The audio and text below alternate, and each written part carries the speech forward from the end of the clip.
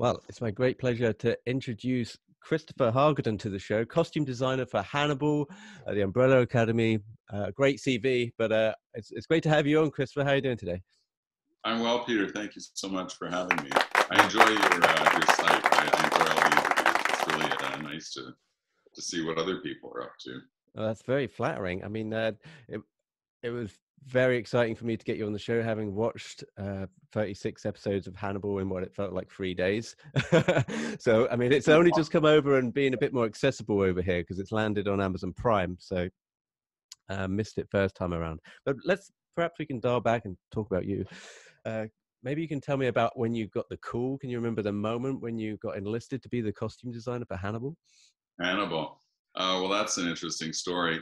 To be quite honest, it's not really my genre. So I'm much more sort of like, I tend to pursue projects that are light filled and, they can be sad stories, but, usually not involving that type of nefarious activity. So I was actually working on something.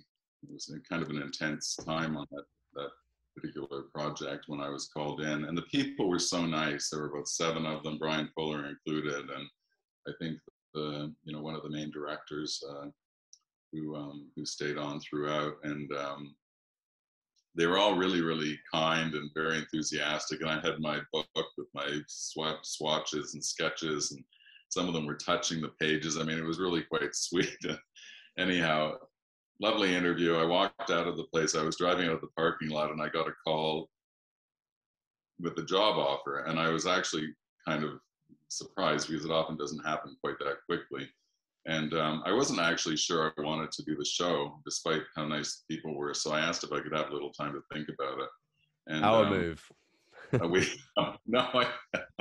Honestly, I just wasn't. I can't say that I'm necessarily the best at judging, my moves throughout my career. I mean, really, it's just by feel. And with Umbrella Academy, I was like ebullient. I mean, I was like super there right from the beginning, but just because of the subject matter. So about a week later, the producer called me to ask me if I thought about it, and actually I hadn't thought about it at all. So I had a little discussion with her, and I told her my dilemma, but I wasn't really sure that the subject matter was really in tune with me.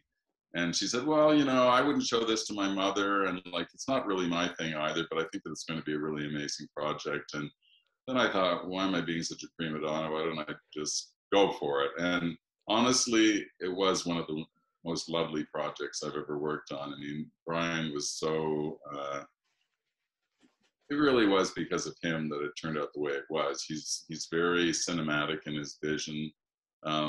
He's a perfectionist, so there were a lot of rewrites with scripts. Often the actors would be traveling to set, relearning lines like as they're going onto the set. So there was a lot of sort of last minute tweaking and that type of thing. But the actors they still stand out in my mind as one of the most beautiful film and TV families I've ever worked with. I just loved all of them, and also just for me personally on a design level, the characterizations were so distinct, and they evolved in a certain kind of way. Each season was very, it moved forward, so it always kept it very interesting for me. So obviously, in the end, I was really, very pleased to have done it, and plus, it actually garnered quite a following, a niche kind of following, but I was kind of surprised at the level. And often, the most intelligent people in the room would be the ones who were fans of that show. So I was, I was lucky, and I'm glad I didn't listen to my initial instincts. So what stage I guess you'd already seen the films, the previous films, had you read the books? At what kind of fan level were you at going into this project? I had never watched any of it. Oh, really?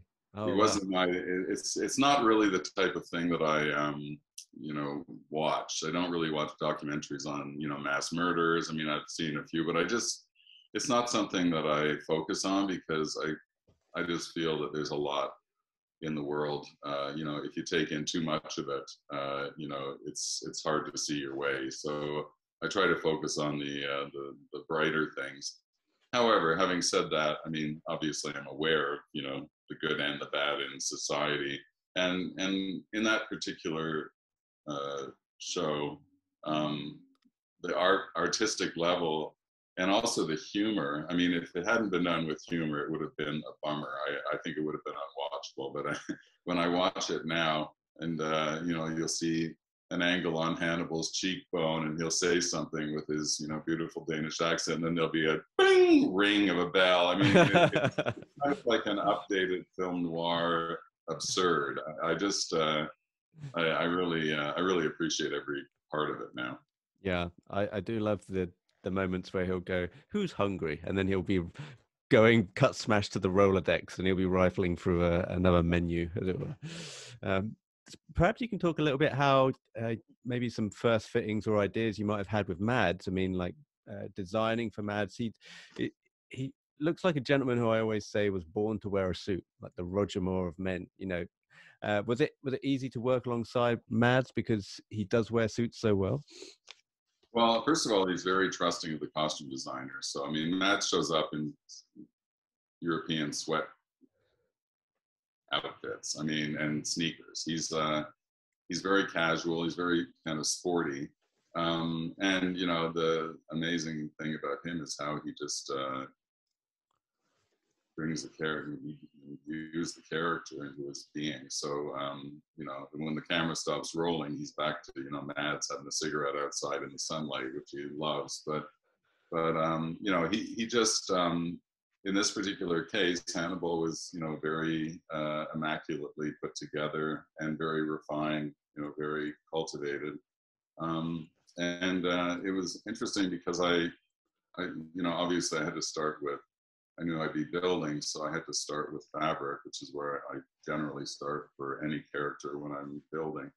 And I just looked at all the different woolens, and the ones that really kept jumping out at me were different types of plaids. And I did examine, pinstripes and all that type of thing, but the thing that didn't go banker and didn't go corporate and didn't look just plain was the plaid. And I was willing to evolve that, but Brian Fuller loved it so much, he just said, let's stick with the plaid. So I'm very glad that he sort of gave me that direction because, it's become his calling card, really. And as far as Mads goes, he's like a Christmas present all wrapped up. Whenever he came onto the truck with a question, wearing his suit and his hair done, I mean, he just looked like Christmas. He was impeccable. And he also has a dancer, gymnast background.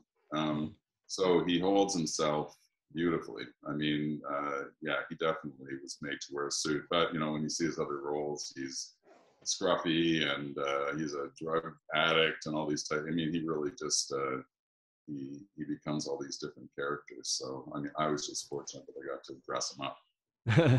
Yeah, that's interesting. I've not really thought about that. I mean, outside of, I suppose, Le Chiffre for Casino Royale, I'm hard pressed to think of him looking as immaculate or as pristine as something like that. But I think now this kind of really does cement him.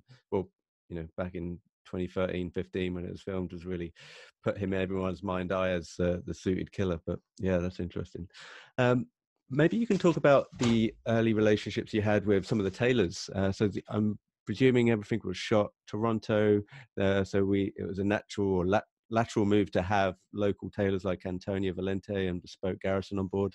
Can you talk about those relationships at all?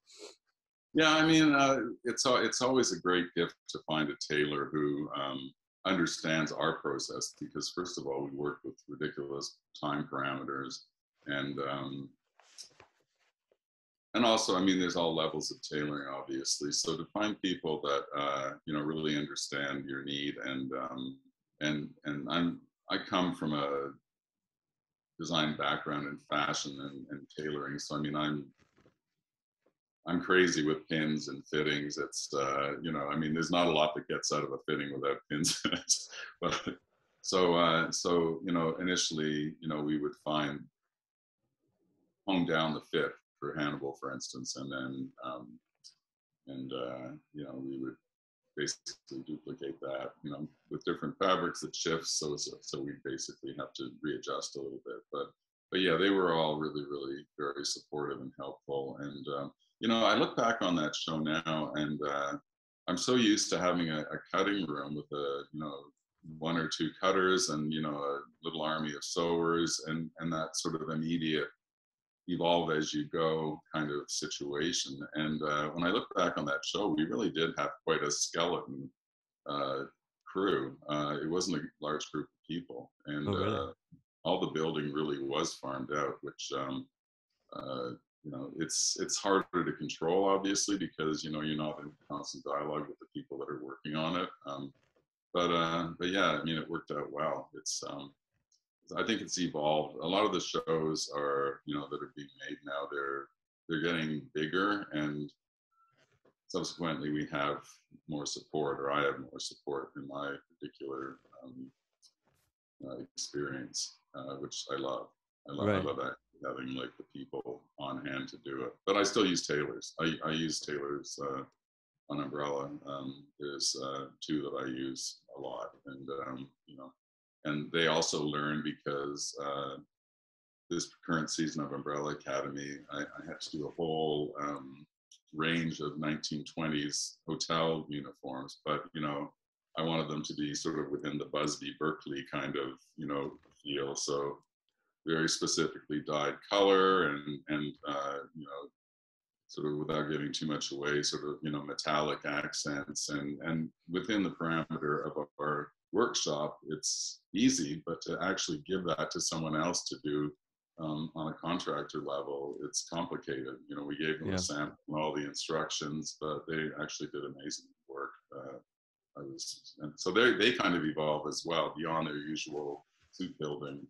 And Um, did they come to set as well? Did the tailors from Antonio Valente come to the set, or are they kind of given the measurements and then? Uh, yeah, well, especially now they can't come to set because of the you know, the regulations with COVID. sure. You know, people weren't actually just allowed to come into the office. We were a very tight-knit little group. We were always masked. If I met people, I'd meet them in a parking lot. It Oh, wow.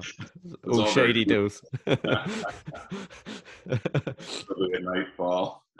Yeah, to shove it in the back of the van and just it'd be like Yeah, something out of Heat where you're exchanging packages through windows, right, in a car park. an envelope full of cash. Show me your hands. Show me your hands. um, well, listen, it doesn't. I mean, you say it's a skeleton crew, or you had kind of minimum stuff going on, but it doesn't show on screen at all. I think one of the things that really does jump out are the finer things. Like Hannibal is known for his fine tastes, his exquisite, you know, even down to the furniture, to the paintings and everything like that. So everything looked like it was shopped for a man of elegance and, you know, and wealth as well. Did you have to coordinate some of your suits and your outfits with lighting, because it's all lit very dark, and especially some of the backgrounds as well? Are you kind of in talks with those? After the first season, I mean, yes, one should be. And normally, yes, I like to dialogue, obviously, with the DOP and the hair and makeup and the, you know, production design. But sometimes, you know, on these productions, the speed that we're operating under, um, sometimes those slip uh, by the wayside. And after the first season was finished, a few of us went individually for interviews. I guess they were, you know, behind the scenes or something like that. I was the last interview, and the gentleman asked me about color, because, you know, some of the colors that I use pop. The lighting was quite dark, and at one point the DOP said, "I'm going through my existential crisis." And I'm like, "Oh my God, like it's getting darker and darker." So I consequently was brightening up some of the tones, like not necessarily on Hannibal, but in certain, you know, situations, I was like popping the color a bit. And the interviewer said, "So yeah, what about the colors?" And I said, "Well, you know, I was doing this just to sort of balance out a little bit." And he said, "Well, that's interesting, because the DOP came in yesterday and he told me that your colors were so bright that he had to keep darkening down the lighting in order to He stop." threw you under the bus. It might have been good to have a conversation with him, I guess. But normally, yes, that's part of our job. We try to do it. Now we know. Yeah.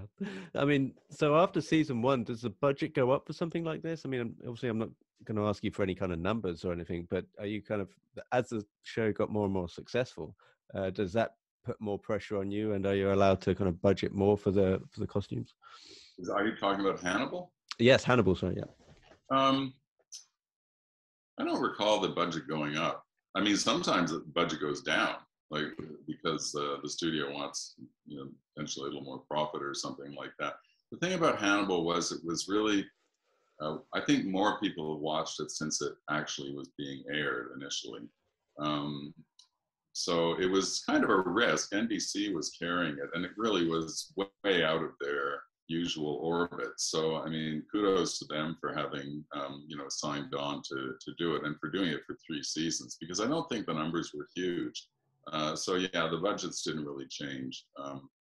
Uh, yeah, actually, often the budgets don't change. You just kind of have to try and work around. Hopefully you've got enough to begin with. I mean, that's one thing I'm very upfront with from the beginning with producers is how much it's going to cost to actually deliver what is expected, because you work with directors who want a good product, and they want the whole look to be cohesive,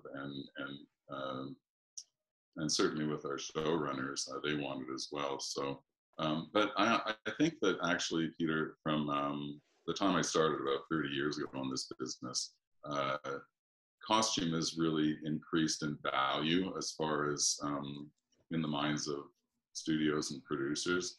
It always existed, but I think that people now notice it more. It's more of a sort of a living part of the storyline, and so there's more productions being made that have interesting costuming that isn't necessarily day to day, more fantasy types of things, and so because there's that awareness, I think that studios are now a little bit more forgiving about what kind of budgets. I mean, I was working with budgets of $23,000 in the early '90s. I mean, like for a full cast, it was like Wow. and that now is that wouldn't even cover one episode of anything really, Like, unless. Yeah, so like for shows like the Kennedys, I mean, you've got quite the CV. So things like Well, that. I mean, just also like period pieces. I imagine like the budget requires more for these types of yeah, costumes. for sure. I mean, and initially I sort of thought, I'll probably build for Jackie and the Kennedys. I'll build 40% of it. But once I actually got into it, I thought I can't put things on her that aren't historically correct because they're so well documented.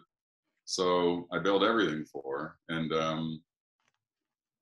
the studio gives you a number, so they gave me a number, and when I do a budget, I literally go down to the socks and underwear and all the small bits, just like as complete as possible. And I tend to find that my budgets are very accurate. So, and there's always the unknowns, like stunts or multiples, or any. You have to kind of just make that up yourself. You don't know how many background there are going to be. You have to make these budgets before you have any information, essentially. So it's really just by experience and guesstimating. But the budget that I ended up, I gave them a budget which blew everybody's underwear off, and then they came back and said, "Well, we can get you another 100,000." I said, "Well, yes, that'd be great, but this is actually what it's going to cost," and it ended up costing $6,000 less than my estimate. So as we went along, and then I think the interest grew, and they became more confident that the project was going to have some kind of legs. They allowed me. I mean, otherwise it's like, okay, well, we're in the 15th week of shooting, and I'm out of money. So what do you want me to do now? We've got a thrift shop around here.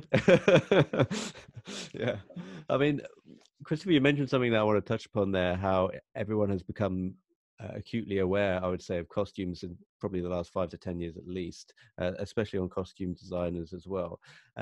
With this series, what I've noticed doing some research on forums is how many people would like to do the style guides, how Hannibal has taught other people to kind of dress, for work, for kind of casual dinners and stuff like that. I mean, have you noticed also that this has kind of become a little bit of a manual for people on how to dress?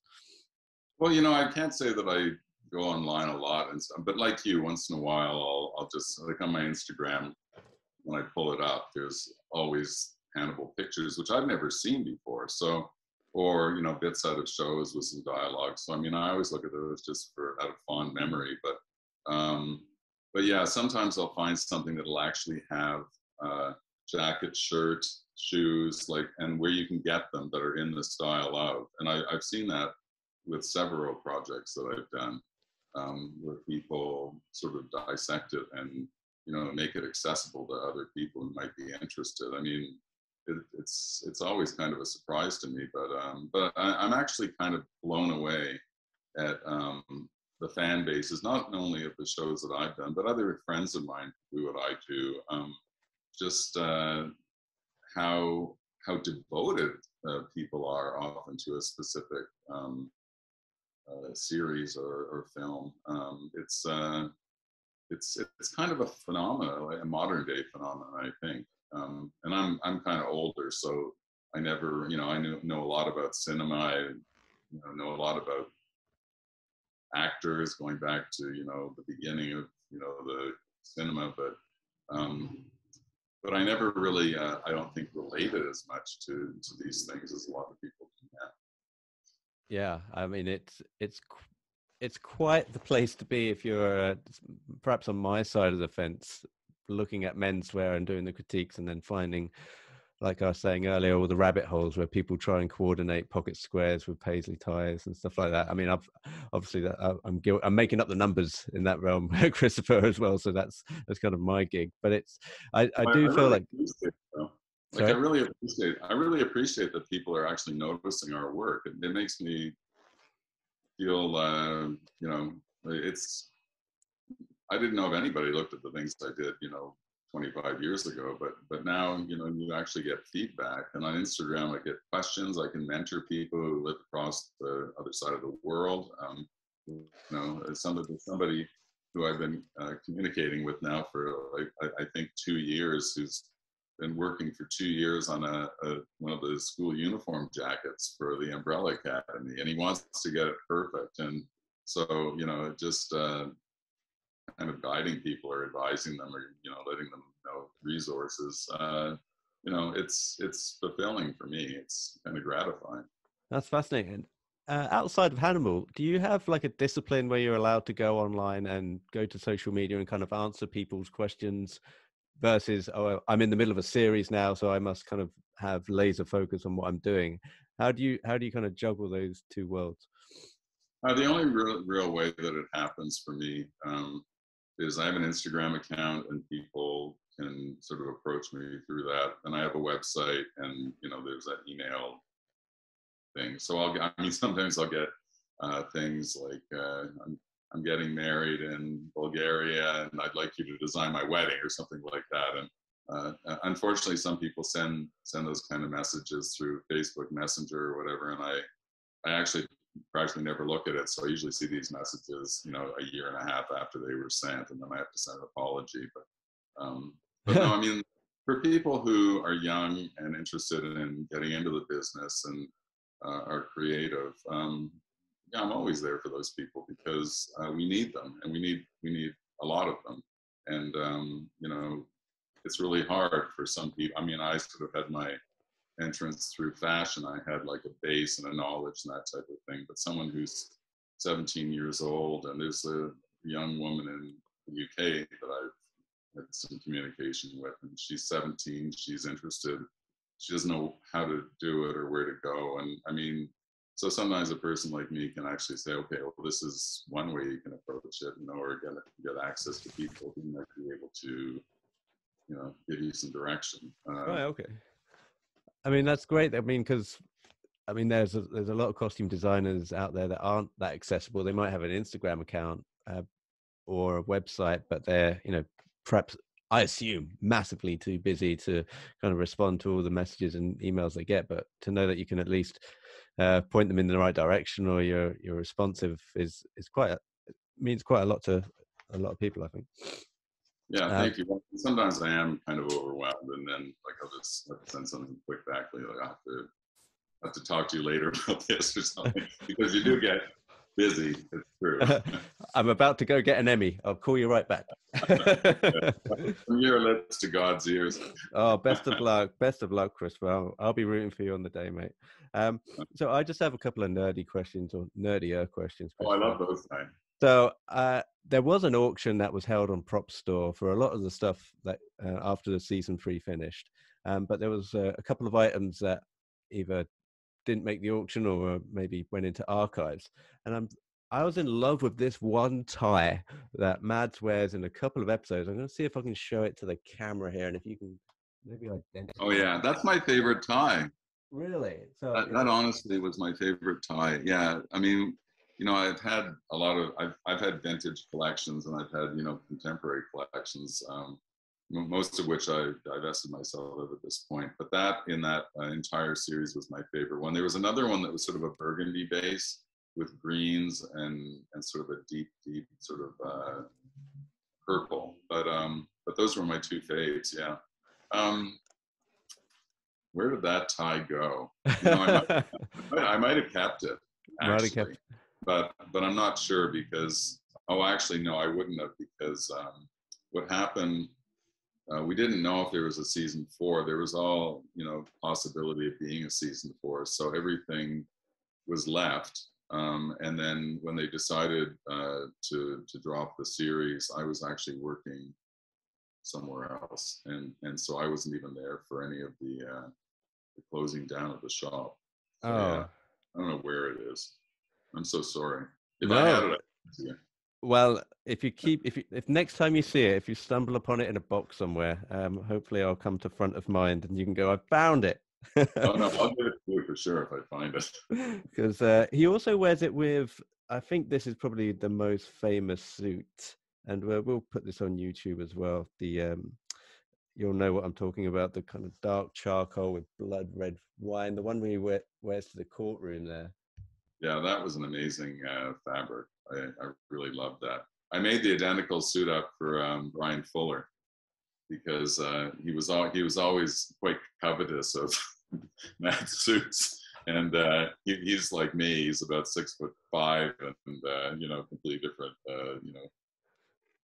body. So I had to reorder some of that fabric. I thought he'd be happy with that suit. So I have a picture of them somewhere standing together in the same suit. Oh, what, him and Mads standing together? Oh, that would be amazing.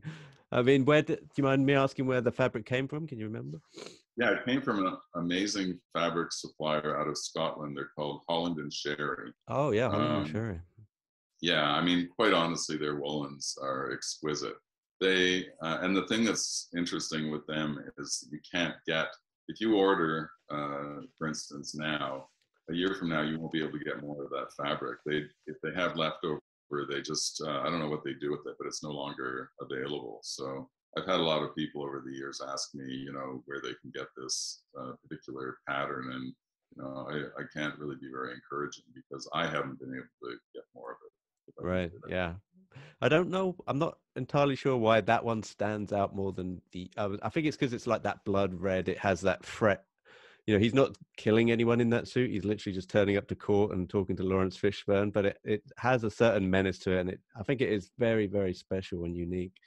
The fabric is stunning. I mean, to me, it's my favorite as well. Yeah. It's and also in the different lights, it reads differently. Sometimes the red really pops, and then other times it sort of melds more into the gray, depending on whether it's outside or inside. And yeah, well, good eye, my friend, because those are really my favorites too. Well, there's a quote by Mads Mikkelsen. I forget the name of the magazine where he was offered. He said he was offered by the studio to take a suit home, or they would want him to make him a suit. Can we give you a suit? And he said, "Oh, it's okay. I've already taken one." So he didn't feel like he. It was that one. It was that one. Yeah, and I'll tell you a story. You could get in trouble for this, I'm sure, but he loved it so much that after the season that he wore it in, I boxed it up and I left it with the production office to ship to him in Denmark because he'd already left. And then when I came back for the next season, there it was sitting in the same place, unshipped, and I kind of rolled my eyes. And then I think it was the first or second script in the next season, there he was wearing that suit in some kind of a flashback. And if that suit had traveled, I never would have been able to duplicate it because, like I said, the fabric was unattainable. So it was like, thank you. Oh, fascinating. Because yeah, he has to with Anna Kolumsky, he has to kind of take her and That's strangle right. her right in the flashback. Oh, that's fascinating. But he got it in the end. That's good news. Yes, you got it in the end. Yeah. Christopher, if there was anything that you could take from the show, if there was anything that you could perhaps slide past security outside of the suit and maybe the tie we've mentioned, was there anything that you'd have your eye on?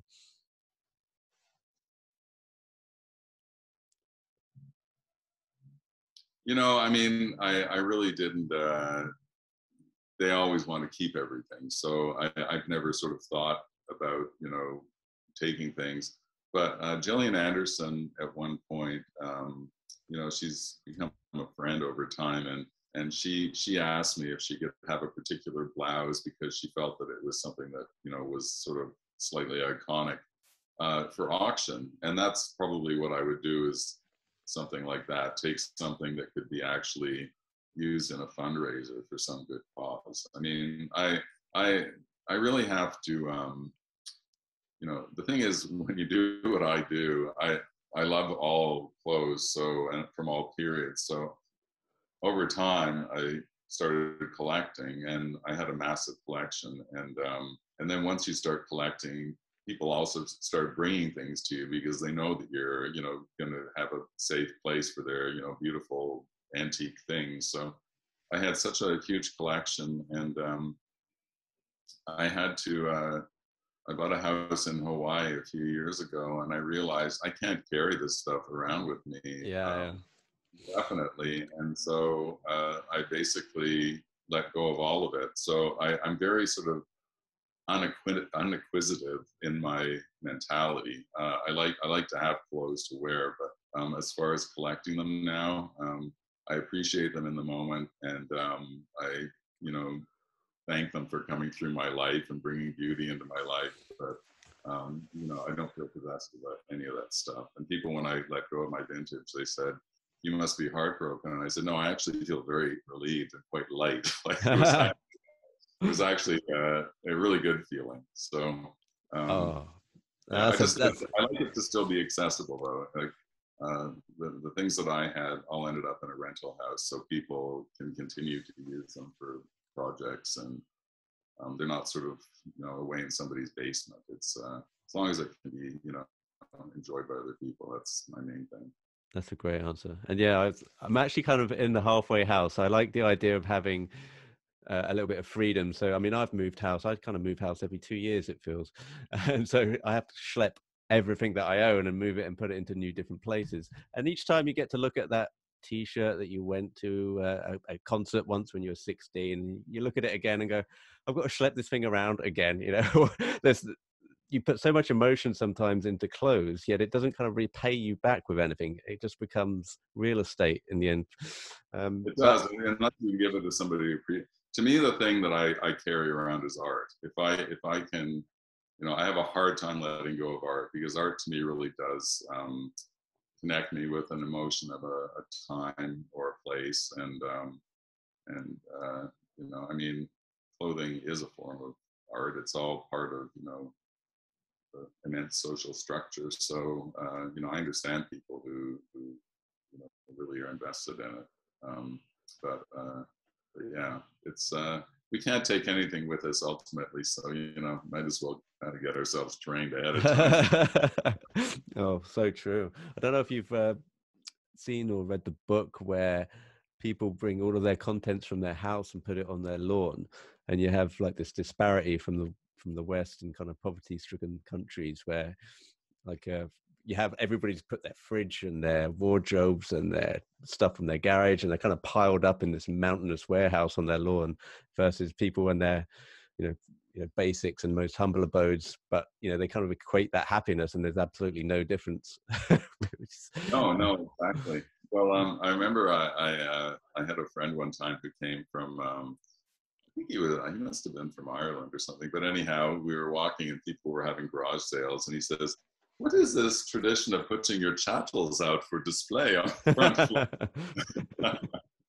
Ye old tradition. Oh, well, Christopher, I want to thank you for your time, for jumping on and taking us Fun, down thank you, Peter. taking us down memory lane. I appreciate Hannibal's kind of in your rear view, and you've got so many great projects on the go already.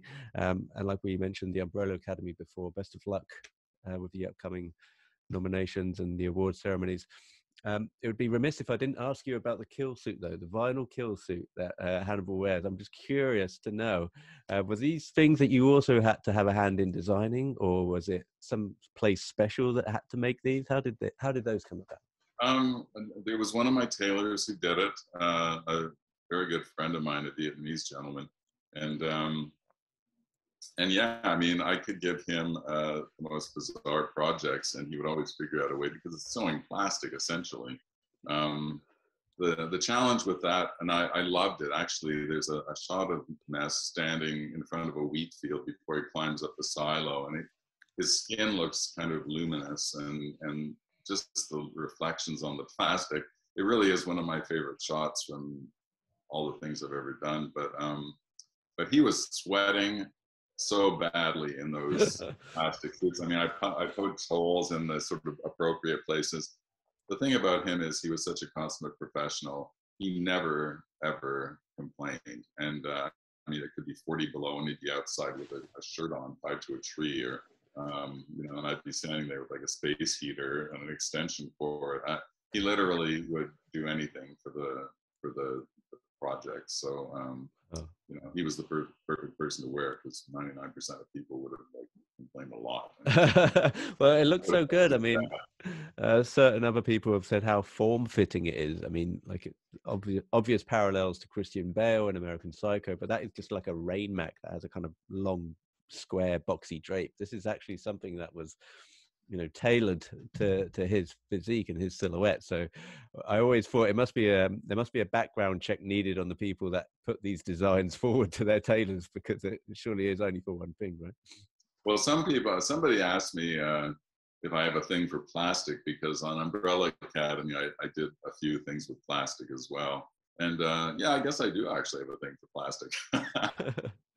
But it's so hard to manipulate though as a fabric, isn't it? I mean, in comparison to other Well, fabrics. yeah, it has to be. It's like any other fabric. Some fabrics suit certain. You know, I was working in the scuba fabric for Grace, this one particular outfit, and it wasn't an umbrella, and it wasn't her typical fabric, but I really loved it was the pink, and I just really loved the look of it, and that's the one I did the overlay with the plastic.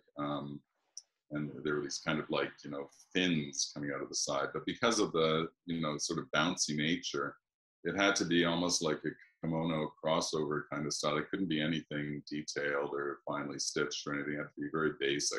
Yeah. And same with plastic. You just have to make it in a way you can seam it. You can manipulate it and do things with it, and you can do crazy. I mean, if you wanted to, you could do lots of, you know, elaborate things with it. But you know, I think in my usage, it tends to be, you know, more on the understated side. I don't want to, you know, make it all about the plastic. You know, you want the act shining through ultimately. So. Well, it looks terrific on screen. Christopher, thanks again for your time. The website where people can get hold of you for their weddings and their designs is christopherhargadon.com. He's also on Instagram at Christopher Hargadon Design. So make sure you can tap him up there for any of your curious inquiries. In the meantime, thanks again, Christopher. And like I say, best of luck in the next coming weeks. Great pleasure. Thanks, Peter. All the best to you as well.